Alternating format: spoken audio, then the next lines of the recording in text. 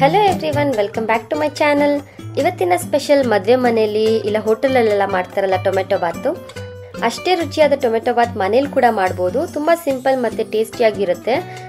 ಬನ್ನಿ ಹಾಗಿದ್ರೆ ಈ ಬ್ರೇಕ್ಫಾಸ್ಟ್ ರೆಸಿಪಿನ ಹೇಗೆ ಮಾಡೋದು ಅಂತ ನೋಡೋಣ. ಮೊದಲಿಗೆ ಈ ಟೊಮೆಟೊ ಬಾತ್ ಮಾಡೋದಕ್ಕೆ ಒಂದು 2 ಈರುಳ್ಳಿ ಹೆಚ್ಚಿಟ್ಕೋತಾ ಇದ್ದೀನಿ. ಒಂದು 4 ಟೊಮೆಟೊ ಹಣ್ಣು ಈ ರೀತಿ ಸಣ್ಣ ಸಣ್ಣಕ್ಕೆ ಹೆಚ್ಚಿಟ್ಕೋತಾ ಇದ್ದೀನಿ. ನಾವು ತೊಗೊಂಡಿರೋಂಥ 2 ಈರುಳ್ಳಿ ಇರುತ್ತಲ್ವ, ಅದನ್ನು ಸ್ವಲ್ಪ ರುಬ್ಬಕ್ಕೂ ತೊಗೋಬೇಕು. ಇನ್ನೊಂದು ಸ್ವಲ್ಪ ಆಗೋಷ್ಟು ಈರುಳ್ಳಿನ ಒಗ್ಗರಣೆಗೆ ಹಾಕೋತೀವಿ. ಅದರಿಂದ ಮೊದಲಿಗೆ ಈ ರೀತಿ ಹೆಚ್ಚಿಟ್ಕೊಂಡಿರೋಣ.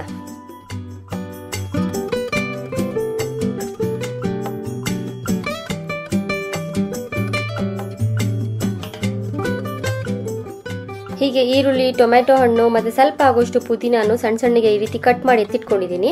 ಈಗ ಇದಕ್ಕೊಂದು ಮಸಾಲೆ ರೆಡಿ ಮಾಡ್ಕೊಳ್ಳೋಣ. ಈಗ ಒಂದು ಮಿಕ್ಸಿ ಜಾರ್ಗೆ ನಾವು ಕಟ್ ಮಾಡಿ ಇಟ್ಟಿರೋಂಥ 1 ಈರುಳ್ಳಿ ಹಾಕೋತಾ ಇದ್ದೀನಿ.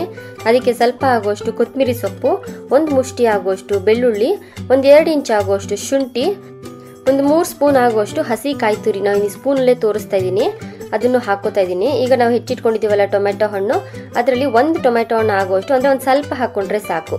ಇದಕ್ಕೊಂದು ಸ್ವಲ್ಪ ಚಕ್ಕೆ, ಒಂದು 4 ಆಗುವಷ್ಟು ಲವಂಗ, ಒಂದೇ 1 ಏಲಕ್ಕಿ, ಇದಿಷ್ಟನ್ನು ಹಾಕಿ ಇದನ್ನ ನುಣ್ಣಗೆ ರುಬ್ಕೊಂಬರೋಣ.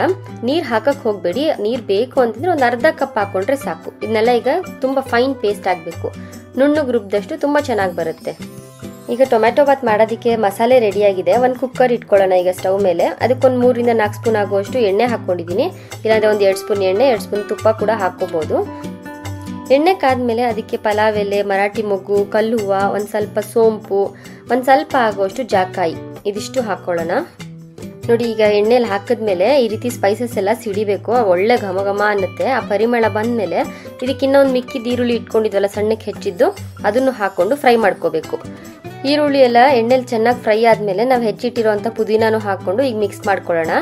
ಇದಾದ್ಮೇಲೆ ನಾವು ಹೆಚ್ಚಿಟ್ಕೊಂಡಿದ್ದೀವಲ್ವ ಇನ್ನು ಮಿಕ್ಕಿದ 3 ಟೊಮೆಟೊ ಹಣ್ಣು, ಅದನ್ನು ಹಾಕಿ ಚೆನ್ನಾಗಿ ಫ್ರೈ ಮಾಡ್ಕೊಳ್ಳೋಣ. ಆ ಟೊಮೆಟೊ ಈರುಳ್ಳಿ ಎಲ್ಲ ಸ್ವಲ್ಪ ಸಾಫ್ಟ್ ಆಗಬೇಕು, ಅಲ್ಲಿವರೆಗೂ ಇದನ್ನ ಫ್ರೈ ಮಾಡೋಣ.